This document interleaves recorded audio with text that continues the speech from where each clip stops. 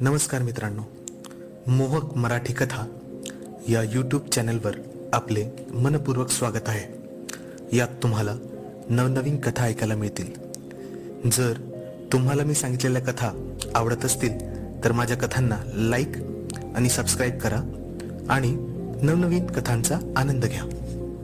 घरचे मागे लागले म्हणून मी त्या लग्नात गेलो आणि तिथे माझ्यासोबत असे काही होईल याचा विचारच मी केला नव्हता, कारण ही सगळी गोष्ट त्या लग्नातून सुरू होते।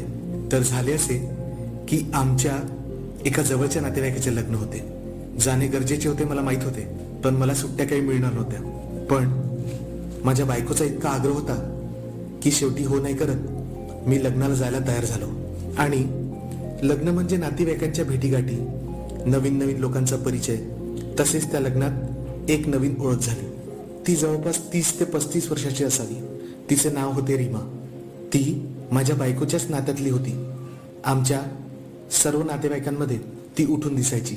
खूप गोरी होती असं नाही, पण नाकी डोळी अगदी लोभस। तिचे राहणे, बोलणे, कपडे घालायची पद्धत इतरांपेक्षा मॉडर्न होते। चार चौघांमध्येही ती साधे कपडे घालून असली तरी पण सर्वांना आकर्षित करायची। वारंवार लक्ष जावे असा तिचा फिगर होता। तसेच तिच्या डोळ्यांमध्ये कमालीची नशा होती। ती बघायची तर आपोआप हिप्नोटाईज झाल्यासारखे वाटायचे। 2-3 दिवस आमचे हसणे, बोलणे, कार्यक्रमात डान्स करणे झाल्यामुळे आमची बरीच मैत्री झाल्यासारखी झाली। शेवटी लग्नाचा दिवस उजाडला। लग्न रात्रीचे होते। लग्न लागल्यानंतर बाकीचे विधी होण्यास खूप वेळ होता, कारण मी मराठी असलो तरी माझी बायको पंजाबी होती, म्हणजे जवळपास रात्र जाणार होती। त्यामुळे सगळ्यांची जेवणे आटपून सगळेजण शेकोट्याजवळ बसून स्वतःला शेकून घेत होते, कारण बरीच बोचरी थंडी होती। मी 2-3 पॅग लावूनच होतो।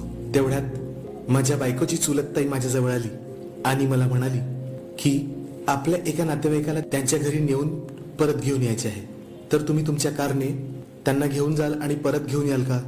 मी नाही म्हणू शकत नव्हतो, म्हणून मी हो बोललो। तसे मला तिथे बसून बसून बोरच वाटत होते। आणि जेव्हा तिची नातेवाईक आली तर मी अचंबितच झालो, कारण ती नातेवाईक दुसरी तिसरी कोणी नसून रीमाच होती। मला असे वाटले होते की एखाद्या म्हाताऱ्या व्यक्तीसोबत जावे लागणार आहे, पण रीमा असल्यामुळे मी आता मनातल्या मनात खूप खुश झालो की एक चांगली कंपनी मिळेल म्हणून। ती जवळ आली आणि म्हणाली, अरे तुम्ही येता माझ्यासोबत? त्यावर मी हसत मान डोलवली आणि मी आपल्या कारकडे निघालो। तिने तिची कार सुद्धा आणली होती। ती म्हणाली, या लोकांनी मला एकटे जाऊ दिले नसते एवढ्या रात्री, म्हणून मी तुम्हाला सोबत घेतले। आपण माझ्याच कारने जाऊ। तिच्या बोलण्यानुसार मी तिच्या कारमध्ये बसलो। तीच ड्राईव्ह करत होती।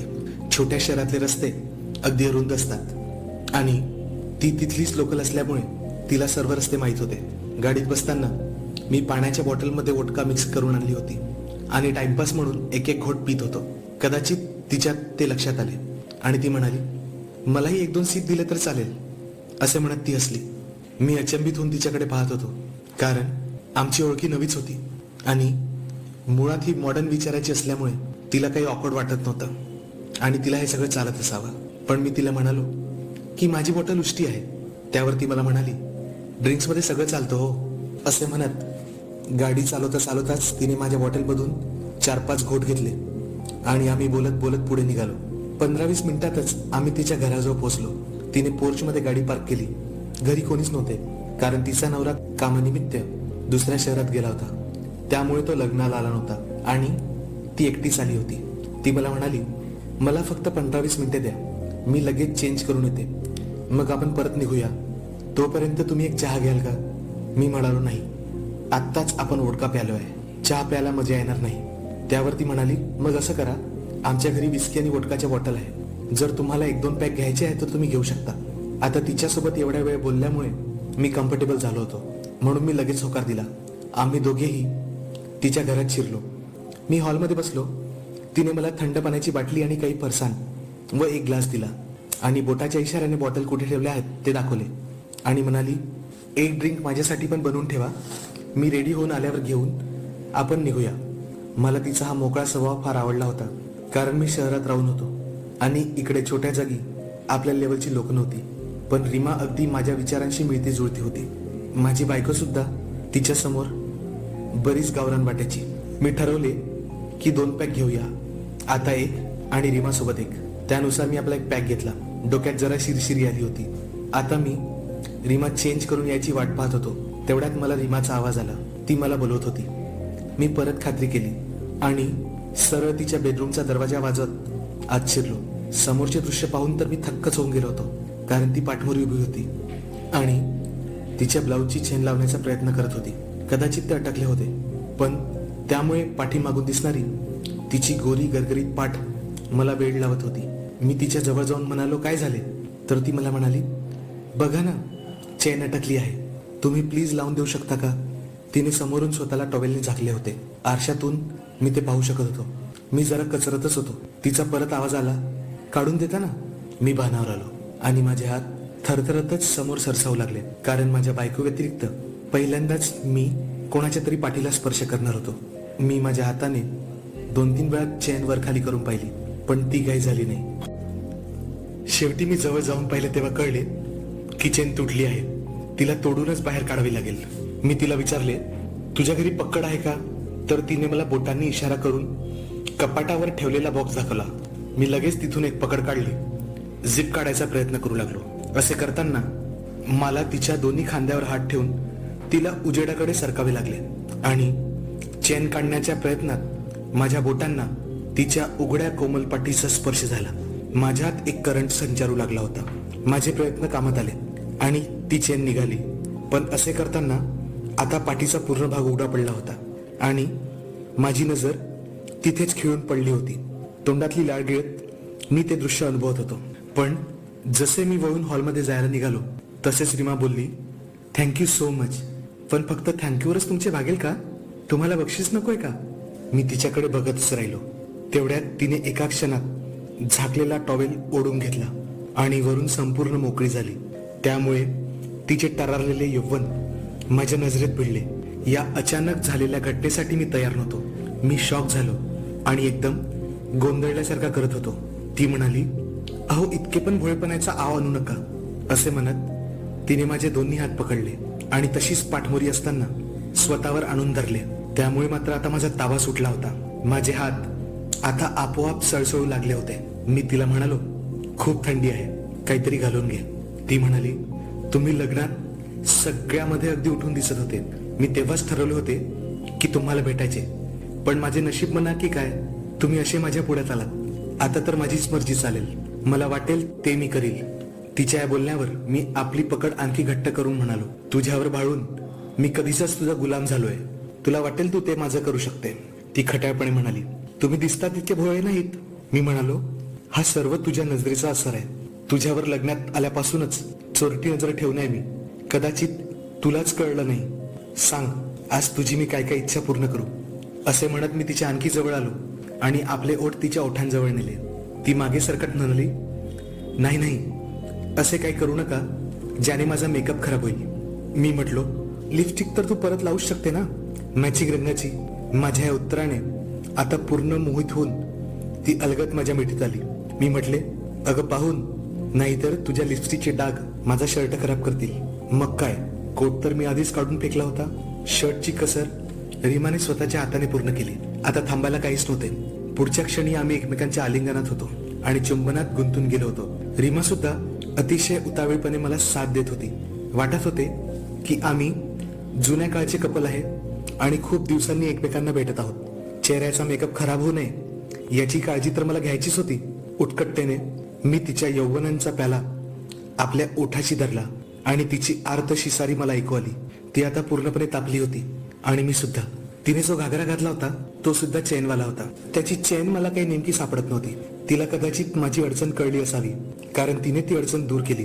त्यामुळे आता मी तिच्या मादक रूपाचे सर्वांगाने दर्शन करू शकत होतो.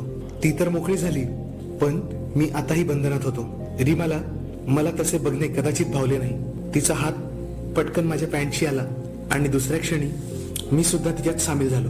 ती मला हलकीच म्हणाली, बघा कसे तुमच्या मनातलं मी ओळखू शकते. मी आता पूर्णपणे तयारीत होतो. माझ्यात झालेला शारीरिक बदल तिला सुद्धा दिसला होता आणि ती सुद्धा त्याचा स्वाद घेण्यापासून स्वतःला रोखू शकली नाही. तो अनुभव माझ्यासाठी खरोखरच जादुई होता. मी मॅरिड होतो, पण जे सुख माझ्या बायकोने आजपर्यंत मला कधी दिले नाही ते मला रीमाकडून मिळाले होते. कारण माझ्या बायकोला हा सगळा प्रकार किळसवाना वाटत होता. रीमा हे सुद्धा सांगायचे विसरली नाही की आपल्याकडे वेळ फार कमी आहे, कारण लग्नात सगळे लोक आपली वाट पाहत असतील. मग काय, तिच्या या बोलण्याला मी ग्रीन सिग्नलच समजले आणि ती खाली बेडवर जणू आमंत्रण देत माझी वाटच पाहत होती. मग क्षणार्धात मी तिच्याशी समरस झालो. अचानक तिची जोरदार किंकाळी फुटली. मी जरा घाबरलो आणि दूर झालो, पण ती हसतच मला बोलली, फक्त आवाजानेच घाबरले? मी तिला म्हटले, मला असं वाटलं की तुला त्रास होतोय.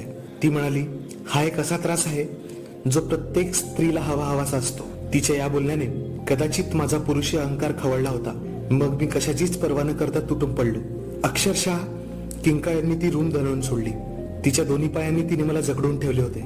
जवळपास 15-20 मिनिटे चाललेल्या या धडपडीत शेवटी आम्ही दोघेही एकमेकांना तृप्त करून शांत झालो आणि एकमेकांच्या शेजारी पडून राहिलो.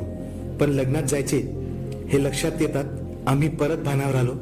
टिश्यू पेपरने मी स्वतःला स्वच्छ करून उठून उभा झालो तर रीमा म्हणाली, जर तुम्ही मला मदत केली तर मी लवकर तयार होऊ शकेल.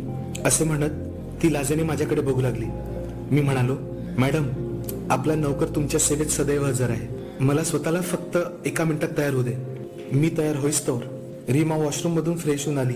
मी आल्यावर लगेच तिला साडी घालायला आणि साडीच्या निऱ्या घालायला मी तिची मदत केली. त्या साडीत ती खूपच उठून दिसत होती, मगाशीच्या कपड्यापेक्षाही जास्त. तिने आता अगदी आकर्षक रंगाची लिपस्टिक लावली होती. मेकअपलाही टचअप केले. माझ्याकडे बघत ती मला म्हणाली, आता असे करा की मी तुम्हाला तयार करून देते. म्हणत तिने कंगव्याने माझे केस ठीक केले, मला टाय घालून दिली. तेवढ्यात तिने तिच्या सेंटची बाटली बाहेर काढली आणि पफ करायला लागली. मी लगेच तिच्यापासून दूर झालो. ती म्हणाली, काय झाले? अगं, हा तुझा सेंटच तर तुझी ओळख आहे. जर चुकून याचा गंध माझ्या बॉडीला लागला तर विचार कर. वाटते तेवढे भोळे नाहीत तुम्ही, खूप दूरचा विचार करता. आता आम्ही दोघे तयार होतो. एकमेकांकडे बघत क्यूट स्माइल देत आम्ही गाडीत बसलो आणि निघालो. रस्त्यात मी तिचा हात हातात धरला होता. मला एक वेगळीच फिलिंग येत होती. ती सुद्धा खूप आनंदी होती आणि सांगत होती की बऱ्याच दिवसापासून ती या सुखापासून वंचित होती. थँक्यू सो मच, आज तुम्ही मला तृप्त केले. बोलता बोलता आम्ही कधी लग्नाच्या ठिकाणी पोहोचलो कळलेच नाही. लगेच ती बायांच्या घोळक्यात शिरली आणि मी माणसांच्या. काही घडलेच नाही. या आविर्भावात आम्ही फिरू लागलो. थोड्याच वेळात लगेच एक अननोन नंबरवर मला फोन आला. तो फोन रीमाचा होता. ती हसतच बोलली, एवढ्या लवकर विसरले मला? मी बोललो, तुला विसरणे शक्यच नाही. मी तिचा नंबर सेव्ह केला.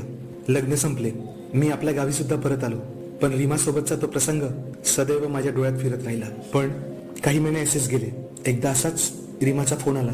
तिने मला एका हॉटेलचे नाव सांगितले. रीमा माझ्या शहरात आहे हा विचार करूनच मी उत्तेजित झालो होतो. तिने मला हॉटेलचे नाव आणि रूम नंबर दिला. जसे मी रूमचा दरवाजा ठोठावला, रीमा माझ्या स्वागतासाठी उभी होती. मग काय, तो दिवस आणि ती रात्र मज्जाच मज्जा. तर मित्रांनो, आशा करतो की तुम्हाला आजची कथा आवडली असेल. अशाच नवनवीन कथा ऐकण्यासाठी मोहक मराठी कथा या चॅनलला लाईक, शेअर आणि सबस्क्राईब करा. तसेच आपले अभिप्राय कमेंटमधून आम्हाला देत राहा. आमच्या चॅनलला सपोर्ट करण्यासाठी तुम्ही थँक्स बटन दाबून आम्हाला सहकार्य करू शकता. धन्यवाद.